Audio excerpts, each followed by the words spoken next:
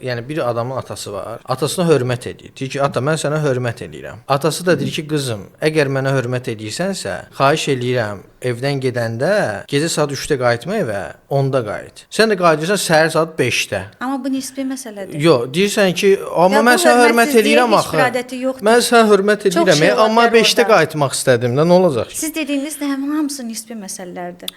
Valideyn də var ki, deyir ki, sən məni çox istəyirsənsə falan kəsdən evlən. Yox, əgər desə ki, məni sevirsənsə ona get, bu manipulyasiya. Aha.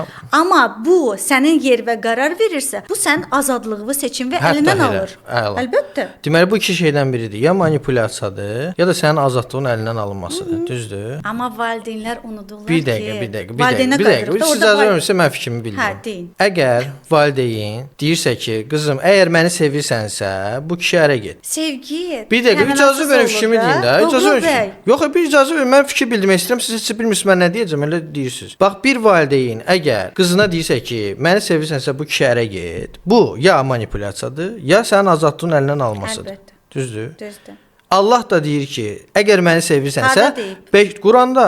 Harda deyil? Quranda. Göstərin mənə yazılıb ki, Yoxsa məcbur. Quranı Allah tərəfindən göndərildi. Niyə inanmırsınız? Yazdığını göstərin ki, məcbursan ha. İstəyin olmadan namaz qılmalısan və s. və s. Göstərin onu mənə. Yanımda Quran olsaydı göstərərdim. İndi çıxanda açaram telefonda göstərərəm. Yeminə oradakı məcburiyyətdir. Yəni, ümumiyyətlə Allahın əmrləri var orada ki, bax, məni inansın la ilahə illallah Muhammedur Resulullah. Hə? Deyirsən ki, sən təksən, sən mövcudsan, mən sənə inanıram. Ondan sonra da deyir ki, əgər inanırsansa ki, mən varam. Bax, bu şeyləri eləməlisən, bunun barədə bütün kitab yazılır. Orada seçim var. Sən də o kitabların heç birində eləmirsən, deyirsən ki, amma mən inanıram. Mən düşünürəm ki, yox, mən bir sözüm canım. Onda belə çıxır ki, Allah ya manipulyatordur, ya da sənin azadlığın əlindən alır.